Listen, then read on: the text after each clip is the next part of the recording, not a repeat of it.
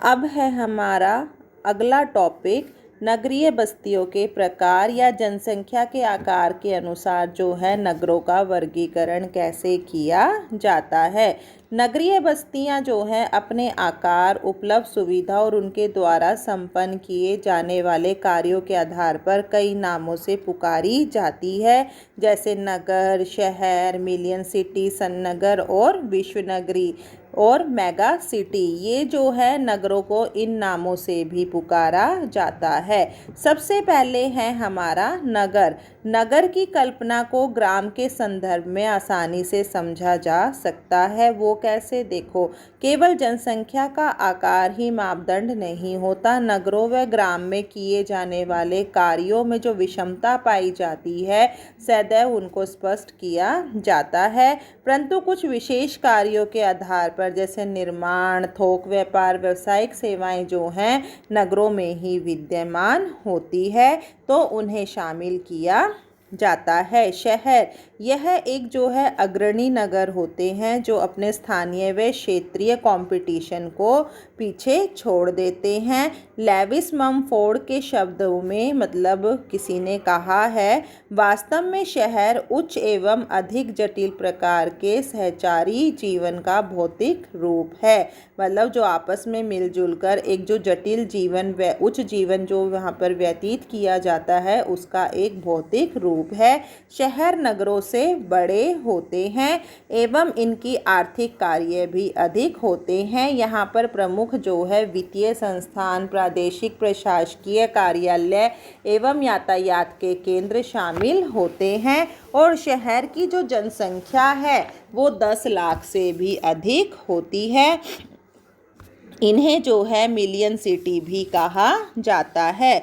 सन्नगर, इस शब्दावली का प्रयोग जो है 1915 में पैट्रिक गेडीज ने किया था। यह विशाल विस्तृत विकसित नगरीय क्षेत्र होते हैं जो मूलतः अलग अलग नगरों या शहरों के आपस में मिल जाने से एक विशाल नगरीय विकास क्षेत्र में बदल जाता है। ग्रेटर लंदन और मैनचेस्टर जो है, टोक्यो जो है इसके उदाहरण हैं।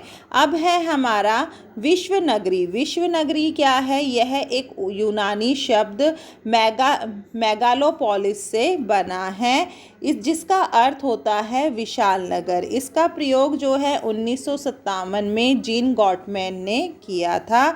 यहाँ बड़ा महानगर जो है प्रदेश होता है जिसमें सन्नगरों का समूह होता है। विश्व नगरी का सबसे अच्छा उदाहरण जो है संयुक्त राज्य अमेरिका है। मिलियन सिटी क्या होती है? विश्व में मिलियन सिटी की जनसंख्या पहले की अपेक्षा निरंतर बढ़ रही है। 1800 में जो है लंदन इस श्रेणी में आया था, 1850 में पेरिस, 1860 में जो है न्यूयॉर्क आया था, 1950 तक जो है विश्व के 80 शहर जो है मिलियन सिटी में शामिल थे। तो मिलियन सिटी जो है अब दिन प्रतिदिन यहाँ जो है वृद्धि के प्रत्येक तीसरे दशक से 3 गुनी होती जा रही है। 1975 में जो है इनकी जनसंख्या 160 से बढ़कर जो कि 2005 में 438 हो गई है। मैं आपको एक बात बताना चाहती हूँ, आपके जो ये आंकड़े हैं वो नई बुक्स के हिसाब से बदलते रहते हैं, तो जिसकी बुक में जो नए आंकड़े हैं वो उसी के हिसाब से करेगा। मेगा सिटी का वितरण। मेगा सिटी क्या होती है? एक सिटी शब्दावली उन नगरों के लिए प्रयुक्त की जाती है जिनकी जनसंख्या मुख्य नगर व उपनगरों को मिलाकर 1 करोड़ से अधिक हो, यानी कि मेगा सिटी की जो जनसंख्या है वो 1 करोड़ से अधिक होती है। सबसे पहले 1950 में जो है न्यूयॉर्क ने यह श्रेय प्राप्त किया था जब उसकी जनसंख्या जो है 1 करोड़ 25 लाख हो गई थी। वर्तमान में 25 मेगा सिटी हैं। पिछले 50 वर्षों में विकसित देशों की अपेक्षा विकासशील देशों की जनसंख्या बढ़ी है। अब यहाँ पर आपने जो है एक चीज़ पढ़ी है, विकसित देश और विशाल देश। अब मैं आपको अंतर बता देती हूँ, विकासशील देश और विकसित देश में अंतर क्या होता है। विकासशील देश में जो है नगरीय वृद्धि अधिक होती है और विकसित देशों में नगरीय वृद्धि कम होती है। विकासशील देशों में जो है नगरीय वृद्धि 2.1 है और विकसित देशों में 4.5 है। जो विकासशील देश होते हैं वो विकासशील देश किन्हें कहा जाता है? जो अभी विकास की ओर अग्रसर है। और विकसित देश कौन से होते हैं? जो विकास कर चुके हैं। विकासशील देशों में नगरीय जनसंख्या का जो अनुपात है वो 50 से 60 है और विकसित देशों में जो है 30% से ऊपर नहीं उठा है। विकासशील देशों में जनसंख्या वृद्धि पहले हुई है और आर्थिक विकास बाद में हुआ है। विकसित देशों में नगरीकरण और वृद्धि औद्योगिकरण पहले हुआ है और आर्थिक विकास भी उसी के साथ साथ हुआ है। विकासशील देशों में नगरीकरण 1945 के बाद हुआ है और विकसित देशों में जो नगरीकरण है वो 1750 से 1850 के बाद हुआ है। विकासशील देशों का नगरीकरण आर्थिक विकास के साथ जुड़ा हुआ नहीं है, जबकि विकसित देशों का जो नगरीकरण है वो आर्थिक विकास के साथ जुड़ा हुआ है।